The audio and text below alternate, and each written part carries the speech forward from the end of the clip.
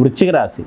వృశ్చిక రాశి వారికి ఈ మాసంలో గ్రహస్థితిని కనుక పరిశీలించినట్లయితే వీరికి చతుర్థ స్థానంలో శని యొక్క సంచారం మిశ్రమ ఫలితములు ఇచ్చును. పంచమ స్థానంలో రాహు సంచారము అనుకూలమైనటువంటి ఫలితములు ఇస్తున్నప్పటికీ కూడా సంతానరీత్యా కొన్ని సమస్యలను ఇచ్చే అవకాశం కలదు. మరియు సప్తమ స్థానంలో రవి బుధ గురు శుక్రుల యొక్క సంచారం జీవిత భాగస్వామి యొక్క అభివృద్ధిని ఇచ్చును. మరియు షష్ఠస్థానంలో కుజుని యొక్క సంచారం ధైర్య సాహసాలు, పెండింగ్లో ఉండేటువంటి వ్యవహారాలను పూర్తి చేయడం వంటి ఫలితాలు ఇచ్చును. ఏకాదశ స్థానంలో కేతు సంచారము స్నేహితుల బంధువుల యొక్క సహకారం ఇవ్వగలదు. రెండవ వారంలో శుక్రుడు వీరికి సప్తమాధిపతి అయినటువంటి శుక్రుడు అష్టమ స్థానంలో సంచారం చేయడం వల్ల జీవిత భాగస్వామి యొక్క విషయాల్లో ఇబ్బందులు, అభిప్రాయ భేదాలు అనేటువంటివి కనిపిస్తూ ఉన్నాయి.